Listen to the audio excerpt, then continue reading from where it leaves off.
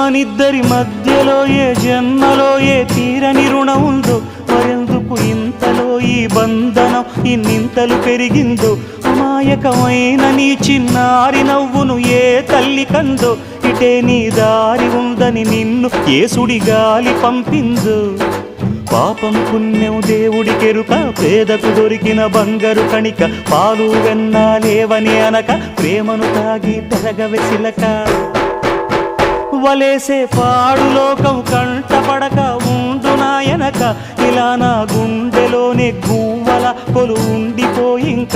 ఇటే పోస్తే ఎమున్నైనా నిలేస్తానే, మరింక ఏ కీడు నీ వంక రాలే.